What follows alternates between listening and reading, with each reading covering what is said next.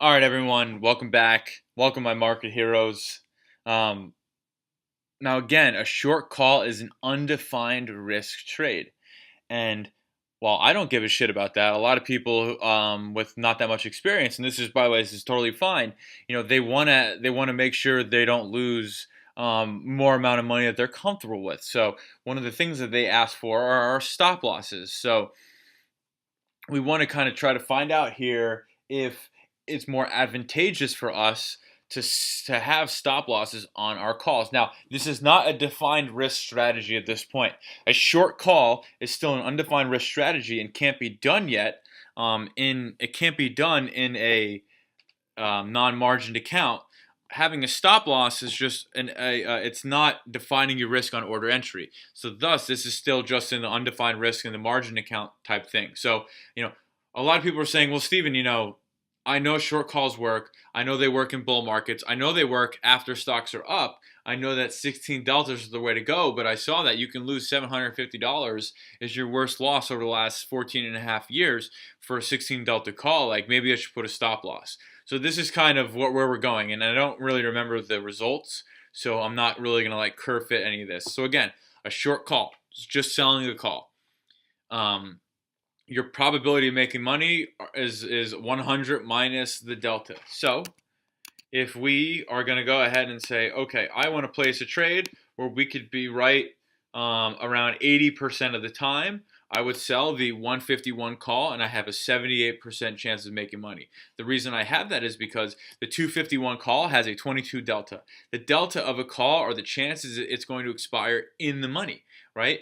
In the money, meaning the price of the stock is going to expire over the strike price of the option, right? So obviously the inverse of that is there is a 78% chance it doesn't happen. There's a 78% chance the 251 call is out of the money come expiration, right? So that's all it is. Those are our probabilities. And it's just selling a call nice and easy. And again, you'll need a margin account to do this.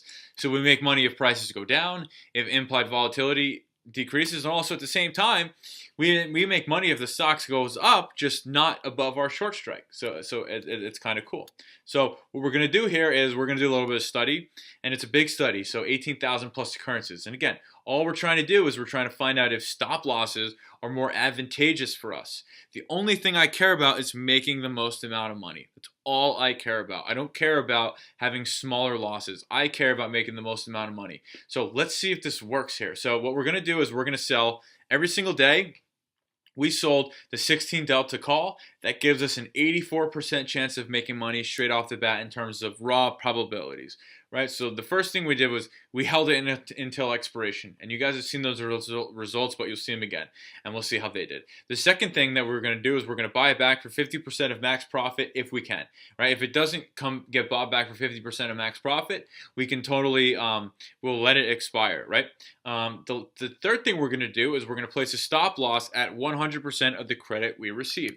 So if we go ahead and we sell the 16 delta call here for, let's call it 45 cents. If the price of the 252 call ever got to 90, we would go ahead and we would buy it back, right? The second thing we do is we place a stop at 200% of the credit we received. So instead of multiply by 2, we multiply by 3. So if the price of the 252 call ever got to 135, we would go ahead and we would buy it back. And the same thing for 300%, right? If the price of the 252 call ever got to 180, we would buy it back. So those would be the examples of buying back at a 100% loss, 200% loss, 300% loss. And we did this in the expiration cycle closest to 50 days from expiring. So here are the results. Here are the results. Obviously, if we hold it to expiration, you guys have seen this. You make about 30 cents a day. Your largest loss is $750, right? But if you buy it back for 50% of max credit, you make about $63 a day. Your largest loss is still $750, right? If you buy it back for 100% of the loss, you make about 39 cents per day, and you only lose about $124. So clearly your largest drawdowns are almost erased completely, but you make far less money. And again, you have 63 cents per day in 16 days. That over time adds up in a big way.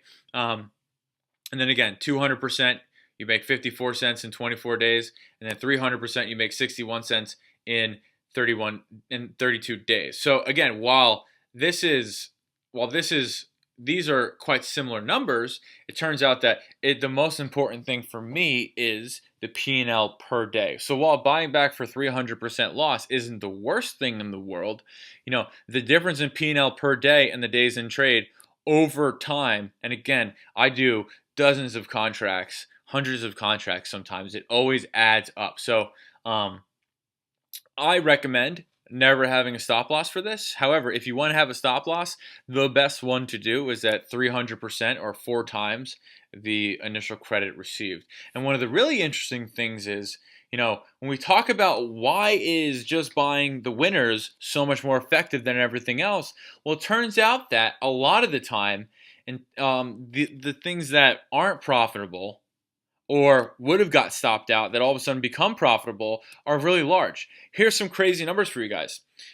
The 35% of the time, our trades where we had 100% stop loss got stopped out.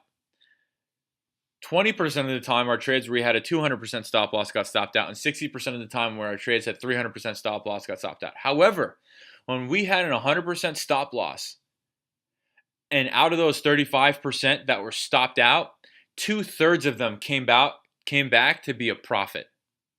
And when we had 200% stop loss, 46% of those came back to be a profit. And a 300% stop loss, 31% of those came back to be a profit. So this is why only managing your winners is so critical and the most profitable strategy. And it's because a lot of the time,